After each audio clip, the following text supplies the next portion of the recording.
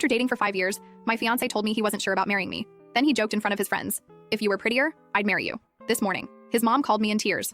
Dominic and I have been together for just over 5 years, engaged for the last 8 months. We met through mutual friends at a housewarming party, just two people hitting it off over a shared hatred of IPAs and love for 90s cartoons. Our relationship progressed at a comfortable pace, dating for a year, moving in together after 2, adopting our cat, Beans, at 3, and getting engaged last summer. The proposal wasn't extravagant, just a Saturday morning hike to our favorite lookout point, where he nervously fumbled the ring box out of his pocket.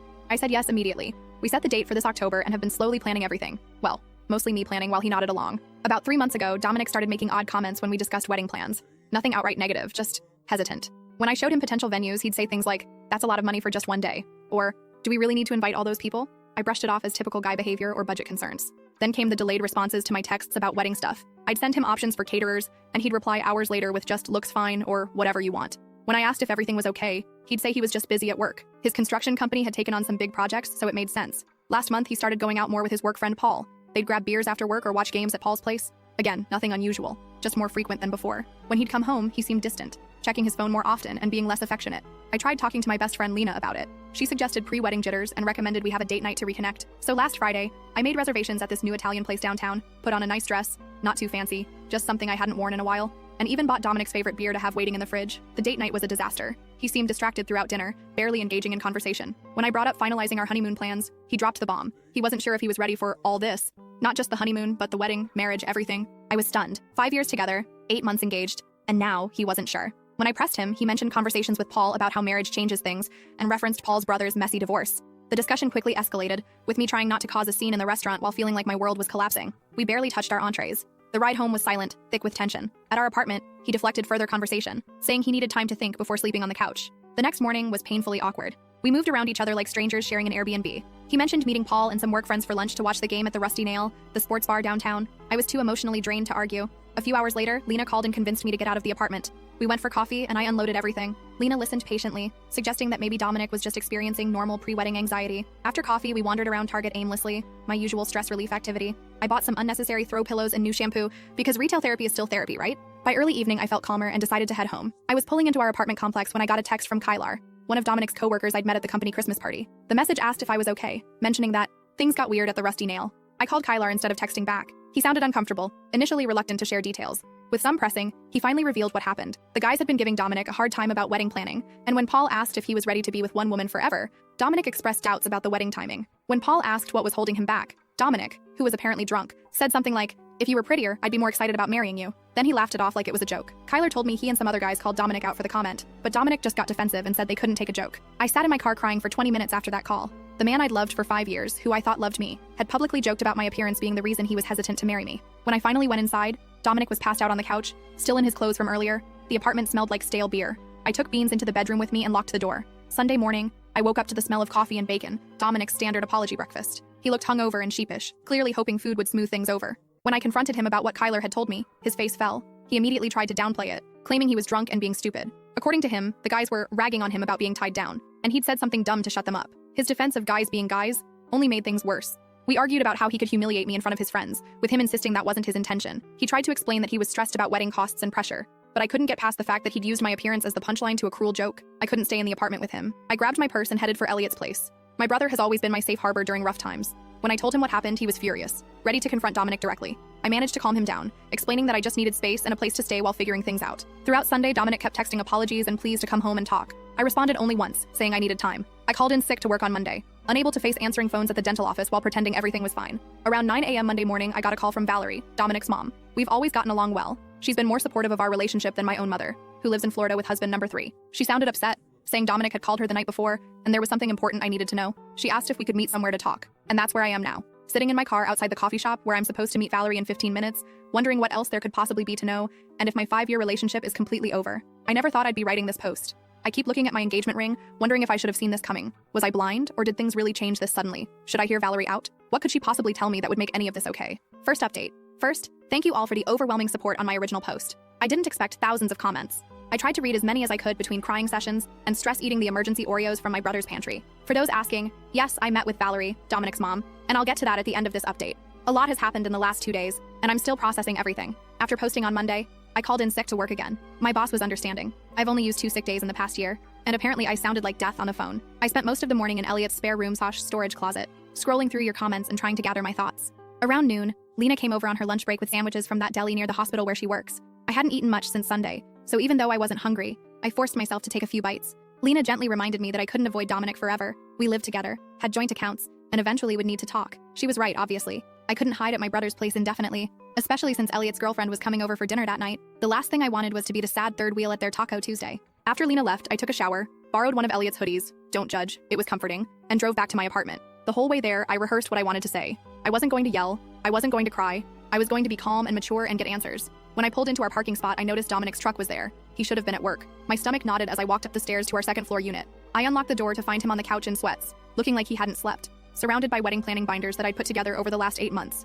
Beans was curled up next to him, the little traitor. He seemed surprised and relieved to see me. When I asked why he wasn't at work, he mentioned taking personal time. He'd apparently been looking through all the wedding plans, trying to figure out how he messed up so badly. I remained standing by the door, not ready to sit next to him, and told him that looking at wedding plans wasn't going to fix what he'd said. What followed was a long, difficult conversation. He apologized again for the bar comment, calling it inexcusable and claiming he didn't even believe it. When I asked why he would say something he didn't believe, he explained he was trying to look cool in front of his friends, a response that only made me angrier. I brought up his comments at dinner before the bar incident, reminding him that he'd expressed doubts about our wedding even when sober. He admitted to feeling stressed about multiple things, a work project falling behind schedule, Paul's constant marriage horror stories, and anxiety about our wedding budget. But instead of talking to me about these concerns, he'd bottled everything up until it exploded in the worst possible way. As our conversation progressed, he revealed something new, fears about turning into his father. Dominic rarely talked about his dad, who left when he was 12 after having an affair with a coworker and moving to Arizona to start a new family. Although Dominic had always insisted it didn't affect him much, he now confessed that he worried about having some genetic predisposition to cheat or abandon his family. I pointed out that he wasn't his father, and that genetics don't determine relationship choices. His response was telling. He wondered if he could really promise forever, when forever seemed so impossible based on what he'd witnessed growing up. When I asked if he'd discussed these fears with anyone else, he hesitated before admitting he'd been talking to Kyler sometimes. Apparently, they'd gotten closer since Kyler joined the company, and Kyler had gone through some relationship stuff too. I connected this to why Kyler had called me about the bar incident. He already knew about Dominic's doubts. The conversation took another difficult turn when I asked exactly what Dominic had been feeling. His answer was painfully honest. Scared, overwhelmed, and uncertain about marriage despite loving me. He explained that he kept thinking about how his parents seemed happy until suddenly they weren't, and he feared creating the same situation with us. I asked why he hadn't shared these feelings sooner. He claimed he was afraid I'd think he didn't love me enough. The irony wasn't lost on me. By hiding his fears, he'd created exactly the situation he was trying to avoid. When I questioned whether his joke about my appearance came from a real place of unattraction, he insisted he'd always found me attractive. He referenced our first meeting at the housewarming party, mentioning specific details about my green sweater and his terrible beer pong skills. According to him, the comment came from insecurity and a misguided attempt to seem in control in front of his friends, rather than appearing trapped. As we continued talking, I asked a crucial question. Were his doubts about marriage in general or about marrying me specifically? His hesitation before answering told me everything. He finally admitted that while his fears were primarily about marriage and commitment, part of him wondered if we were right for each other long term. This hurt more than the appearance comment. 5 years together, and he was still wondering if we were right for each other? When I pressed for specifics, he mentioned how we'd both changed since our early 20s. My increased need for planning versus my former spontaneity, his abandoned dreams of starting his own business. Although I pointed out that growth and change are normal in relationships, he questioned whether we'd grown together or apart. By this point, I felt emotionally drained. I told him I needed time away to process everything, his public humiliation, his hidden doubts, and now his uncertainty about our compatibility. He pleaded for us to work through it together, offering to try therapy or couples counseling, but I remained firm about needing space. As I was about to pack more clothes, he mentioned my phone had been buzzing. I checked and saw 3 missed calls from Valerie. With everything happening, I'd completely forgotten our planned coffee meeting. When I mentioned this to Dominic, his expression changed to confusion, then concern. He asked what his mom wanted to talk about, and I explained she'd called crying the previous morning, saying she needed to discuss something important after his Sunday night call to her. His reaction was telling. The color drained from his face, and he wouldn't meet my eyes. When I asked what he'd told her, he vaguely mentioned their fight and his doubts, but his evasiveness made me suspicious. When pressed further, he said it wasn't his place to explain, and suggested I should hear whatever it was from his mom directly. I stepped away to call Valerie back. She answered immediately, concerned when I hadn't shown up for our meeting. I explained I was at the apartment talking with Dominic. She mentioned having something important to tell me and suggested meeting right away. Her voice sounded strained when I mentioned being with Dominic, further increasing my suspicion that there was something significant I didn't know. After arranging to meet Valerie in 30 minutes, I confronted Dominic again, asking what his mother knew that I didn't. He finally looked up, his expression a mix of guilt and resignation. He said there was something he should have told me himself and suggested I talk to his mom, offering to be gone when I returned if that's what I wanted. I quickly packed enough clothes for a week, along with toiletries and my laptop. At the door, Dominic said he loved me, but I responded that sometimes love isn't enough. On my way to meet Valerie, Karina, Dominic's sister, called. She was clearly concerned, asking what was happening between Dominic and me. She mentioned hearing from Paul about the bar incident and noted that Dominic wasn't answering her texts while our mom seemed upset. When I explained I was heading to meet Valerie, Karina seemed surprised and asked if the meeting was about Maria. The name hit me like a truck. What about Maria? I asked. Karina's shocked reaction and quick backpedaling told me she'd accidentally revealed something important. She apologized and urged me to hear Valerie out, refusing to explain further despite my pressing. As I pulled into the coffee shop parking lot, I spotted Valerie already waiting at a table by the window. Her eyes were red-rimmed and puffy. Whatever she was about to tell me, I had a feeling it was going to change everything. My phone buzzed with a text as I walked toward her table. It was from Dominic. Whatever my mom tells you, please remember that I do love you. I just got scared and made terrible mistakes. I'll understand if you can't forgive me. I put my phone away, took a deep breath, and sat down across from Valerie. Second update. Thank you all for the support on my previous posts. Reading your comments has been both comforting and overwhelming. I haven't been able to respond to many, but please know I've read them and appreciate the advice. I'm writing this from a new location, Lena's apartment. After meeting with Valerie yesterday, I couldn't face going back to Elliot's or our apartment. Lena has a pull-out couch that's slightly more comfortable than Elliot's storage room futon. Plus her cat Pepper doesn't judge me for crying into my cereal at 2 a.m. So, the meeting with Valerie. Where do I even start? The coffee shop was busy for a Tuesday afternoon. Some local community college had just let out classes, and students with laptops occupied most tables. Valerie had managed to snag a corner booth, the kind with high backs that create at least the illusion of privacy. She looked different than the last time I'd seen her, at our monthly family dinner 3 weeks ago. Her usually perfect bob was slightly disheveled, and she wasn't wearing any makeup. In the 5 years I've known her, I've never seen Valerie without at least mascara and lipstick. She's not vain, it's just her routine, like how some people can't start their day without coffee. When I arrived, she stood to hug me. She smelled like those lavender dryer sheets she always uses. I ordered a black coffee, even though what I really wanted was one of those sugary caramel things with extra whipped cream. Somehow it felt wrong to order something frivolous for this conversation. After some awkward small talk, Valerie got to the point. Dominic had called her Sunday night in a complete emotional meltdown. While she acknowledged his fears about commitment and turning into his father were real, there was something much more immediate causing his behavior. Maria. I nearly choked on my coffee. Maria? The new project coordinator at Dominic's company? The woman he'd mentioned a few times in passing? As Valerie explained, while nervously shredding a napkin into tiny pieces, Dominic had developed feelings for Maria over the past few months. Nothing physical had happened, at least according to what Dominic told his mother. But there was an emotional connection that had him questioning everything about our relationship. I sat there trying to process this information, feeling like the coffee shop was tilting sideways. While Valerie continued talking, I was mentally connecting dots, building a timeline. Maria had started at Dominic's company around New Year's. I'd met her briefly at the company holiday party in March. By then, Dominic had already been acting different, more distant, checking his phone constantly, spending more time with work friends. What I'd written off as stress from his big project now looked like something else entirely. When I asked Valerie why she was telling me this instead of protecting her son, her eyes welled up. The parallel to her own marriage breakdown became clear as she shared more details. Before Dominic's father left for Arizona with his coworker, there had been months of distance, hurtful comments, and manufactured arguments, all designed to create distance rather than admit the truth. She didn't want to see history repeat itself, with me left in the dark while Dominic took the coward's way out. The comment at the bar suddenly made more sense. Not just drunken stupidity, but a subconscious attempt to sabotage our relationship so he wouldn't have to make the hard choice himself. We talked for over an hour. Valerie shared more about her own experience, how she'd tried to save her marriage even after learning about the affair, how she'd blamed herself for not being enough. Before we parted ways in the parking lot, she said something that's been echoing in my head ever since. The hardest lesson I learned was that you can't make someone choose you. They either do or they don't, and anything in between is just delaying the inevitable. I sat in my car for a long time afterward, staring at my phone. There were 3 new texts from Dominic, all variations of "I'm sorry" and "I love you," but not a single mention of Maria, still hiding the full truth. Instead of responding to him, I called Lena and asked if I could crash at her place. She didn't hesitate or ask questions, just said she was already making up the pull-out couch and offered to pick up dinner on her way home. That's the kind of friend everyone deserves during a crisis. I finally texted Dominic back. I know about Maria. Don't contact me again until you're ready to tell me the complete truth. I'll be collecting more of my things tomorrow while you're at work. Then I blocked his number. Not permanently, just for the night. I needed space to think without his explanations or justifications. On the drive to Lena's, Karina called. The conversation confirmed what Valerie had told me and added another layer. She had overheard Dominic and Paul discussing the situation last Thursday. She'd confronted her brother and made him promise to be honest with me after the weekend. Clearly, he'd failed to follow through on that promise.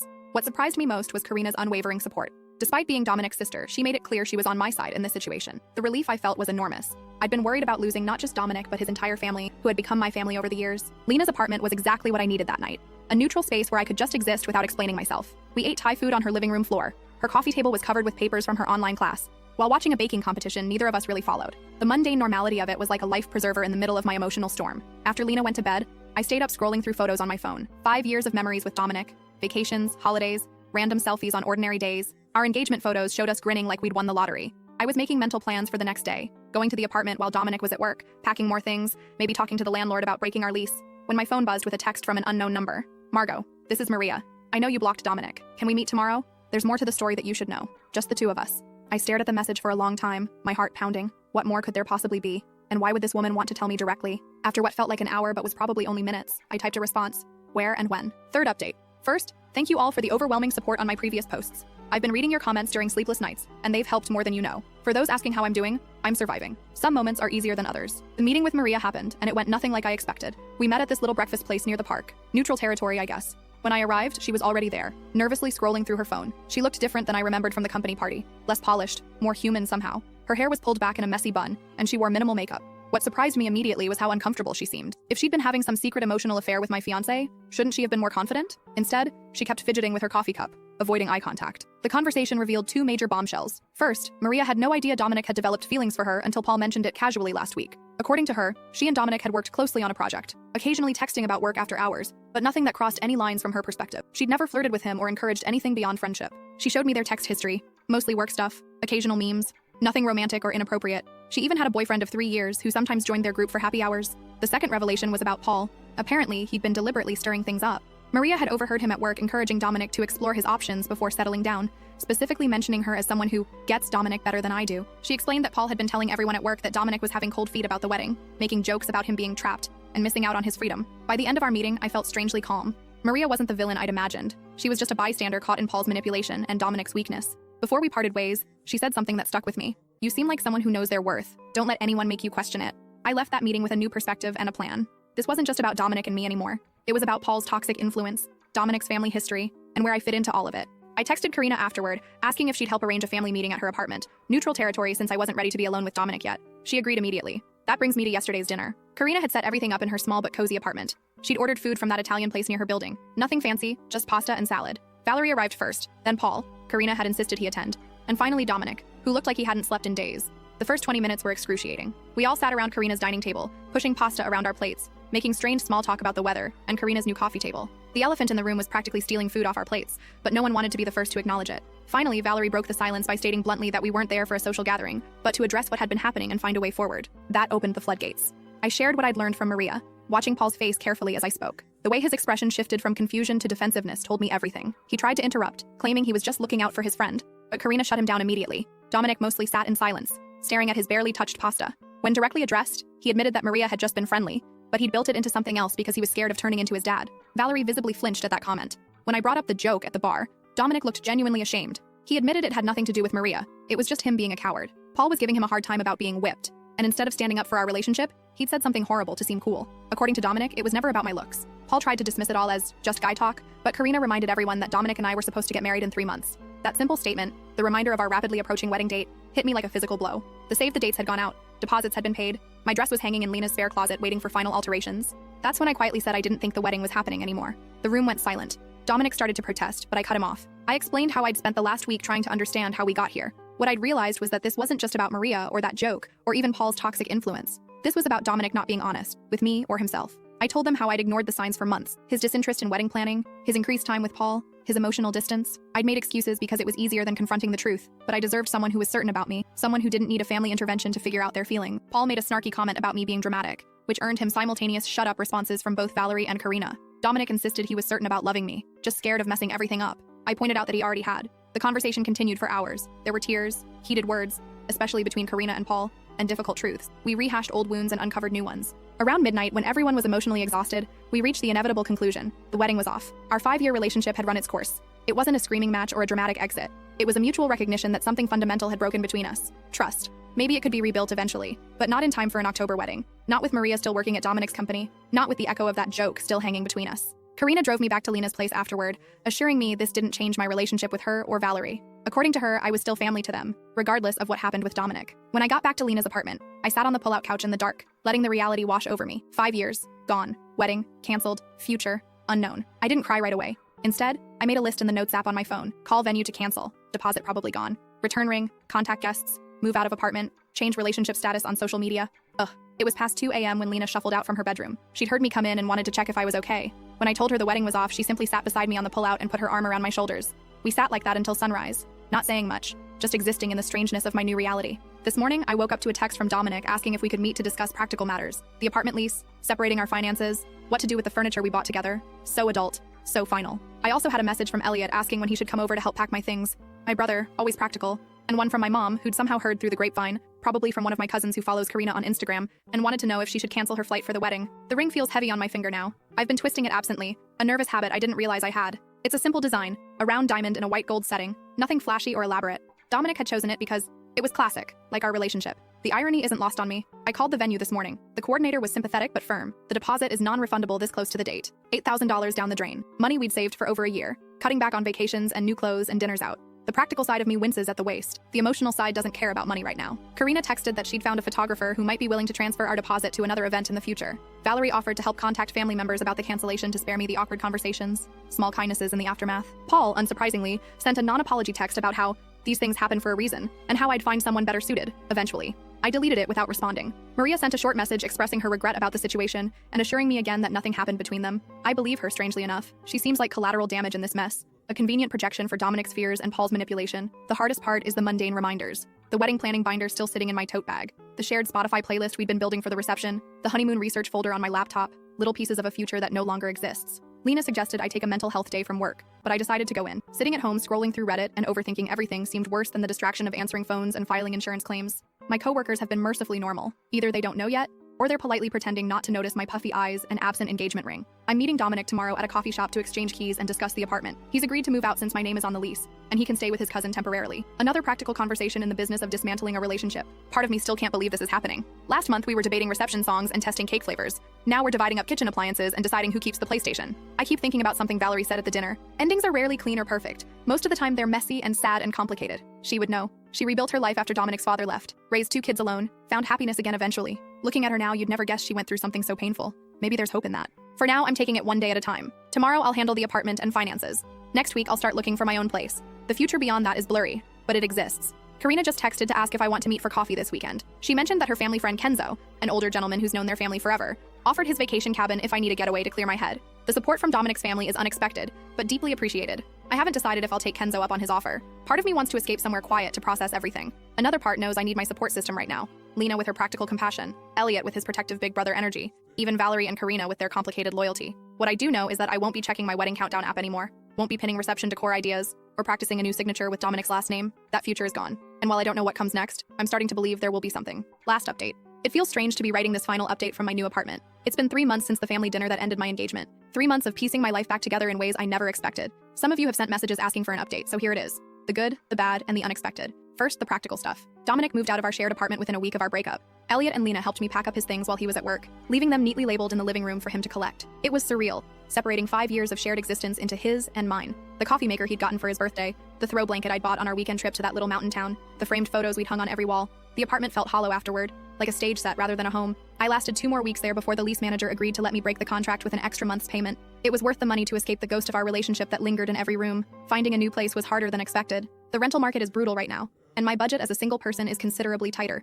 I ended up in a smaller 1-bedroom across town, further from work, but with a tiny balcony where I've started growing herbs in dollar store pots. The basil keeps dying, but the mint is thriving against all odds. I choose to see that as symbolic. Financially, it's been an adjustment. Our shared expenses were suddenly all on me. Car insurance, streaming services, even groceries seem more expensive when you're cooking for one. I've become that person who uses coupons and buys store brands, tracks expenses in a spreadsheet, and thinks twice before ordering takeout. Growing up stuff I never thought I'd have to learn at 29. The wedding vendors were surprisingly understanding. The venue kept our deposit, but sent a kind note hoping I'd find happiness. The florist refunded half our payment despite their no refund policy. The DJ recommended his brother who works at a therapy center. An unexpected but thoughtful gesture. The engagement ring sits in my dresser drawer in its original box. Dominic said I should keep it or sell it, that it was bad karma for him to take it back. I haven't decided what to do with it yet. Some days I forget it's there. Other days I open the box and stare at it, wondering how something so small could have represented such big promises. Social media was its own special hell. I waited 2 weeks before changing my relationship status, dreading the flood of questions. When I finally did it, at 2 a.m. on a Tuesday, the notifications poured in anyway. Well-meaning friends with their "what happened" messages, distant relatives offering prayers, former classmates I hadn't spoken to in years, suddenly sliding into my DMs with faux concern that felt more like curiosity. I posted a brief, vague statement about mutual decisions and requesting privacy, then muted notifications and threw my phone across the couch. Later, I posted a single photo of my new apartment keys with the caption, "New Beginnings." It got fewer likes than my engagement announcement, but felt more genuine somehow. Now, about Dominic. We've spoken a handful of times since the breakup, mostly about practical matters. Mail that came to the wrong address, the shared cloud storage account we forgot to separate, returning a borrowed air fryer to his sister. Each conversation has been civil but strained, like acquaintances forced to make small talk in an elevator. He's still working at the same company, still friends with Paul, though Karina tells me they've had some falling out recently, still living at his cousin's place. According to the grapevine, aka Karina, the situation with Maria got awkward after our breakup. She requested a transfer to a different team and has been cold toward him since learning the full story. The biggest surprise came last month when Dominic texted asking if we could meet. We hadn't seen each other face to face since the key exchange at the apartment, and part of me was curious what he wanted. We met at a coffee shop near my new place, neutral territory with plenty of witnesses, as Lena half-jokingly suggested. He looked different, thinner, with darker circles under his eyes, wearing a shirt I didn't recognize. The first 10 minutes were stilted small talk about work and weather. Then he pulled out a journal. "I've been seeing someone," he said, and my heart did a weird little stutter before he clarified. "A therapist, I mean." The journal was part of his therapy, daily reflections on patterns and behaviors he wanted to change. He'd been examining his relationship with his father, his friendship with Paul, and the way he treated me. He didn't ask for forgiveness or reconciliation. He just wanted me to know he was working on himself. I should have done this years ago, he admitted. Maybe things would have been different. It was the most self-aware I'd ever seen him, and I found myself genuinely hoping therapy would help him. Not for my sake, that ship has sailed, but because carrying around that much unresolved family trauma seemed exhausting. Before we parted ways, he mentioned he'd heard I was still close with his mom and sister. I'm glad, he said. They need good people in their lives. That's been one of the strangest parts of this breakup. Maintaining relationships with Dominic's family while disconnecting from him. Valerie texts me weekly, usually sending funny memes or updates about her garden. Karina and I have breakfast every other Sunday at this little diner halfway between our apartments. They've been careful not to put me in uncomfortable positions or share too much about Dominic, respecting the boundaries I've set. As for me personally, I'd like to say I've had some profound awakening, that I've found myself through this heartbreak. The reality is messier. Some days I feel liberated, relieved that I didn't marry someone who could hurt me so carelessly. Other days, usually when my hot water heater acts up, or I can't reach something on the top shelf that Dominic would have grabbed for me, I miss the practical comforts of partnership. I've started therapy too, not because of the breakup specifically, but because it made me realize how much I'd compromised myself in that relationship, how many red flags I'd ignored because they came wrapped in the comfort of familiarity, how much of myself I'd set aside to make room for Dominic's needs and insecurities. My therapist suggested I reclaim some parts of myself that got lost along the way. I've resumed hiking on Saturday mornings, something I'd stopped doing because Dominic always complained about early wake-ups on weekends. Dating again feels like a distant concept, though my colleagues have started making noises about setting me up with this great guy they know. I'm not ready. Maybe in a few more months, maybe longer. Right now, I'm still learning how to be comfortable in my own company. The most unexpected development came from what should have been the saddest task, canceling our honeymoon. We'd booked a 10-day trip to the coast, renting a little cottage with a deck overlooking the water. Non-refundable, of course. For weeks, I ignored the reminder in my calendar, unable to face losing that deposit too. Then Lena suggested something radical. Take the trip anyway. By myself. You've never traveled alone, she pointed out. Maybe it's time. The idea terrified me at first. 10 days alone in a romantic cottage meant for two? It sounded like the setup for a sad indie film, but the more I thought about it, the more appealing it became. I could wake up when I wanted, explore without compromising, read an entire book in one sitting if I felt like it. So that's where I'm headed next week, to a honeymoon cottage, solo. I've packed 3 paperbacks, downloaded some podcasts, and splurged on a new swimsuit that I chose entirely for comfort, rather than how it looked to someone else. My mom thinks I'm crazy. Elliot offered to come with me for part of the time. I declined. Karina suggested I download a dating app, just to see who's out there. Maybe, but probably not. I don't know what I'll find on this non-honeymoon honeymoon. Maybe clarity, maybe more questions. Definitely some sunburn, knowing my luck with sunscreen. The other day I was grocery shopping when our song came on over the store speakers. 3 months ago, it would have sent me hiding in the frozen food section, fighting back tears. This time I just felt a slight twinge, like pressing on a bruise that's mostly healed. Progress, not perfection. I'm not going to pretend I've got everything figured out. My new apartment's shower has mysterious temperature fluctuations. I killed another basil plant yesterday. I still occasionally grab my phone to text Dominic about something funny before remembering we don't do that anymore.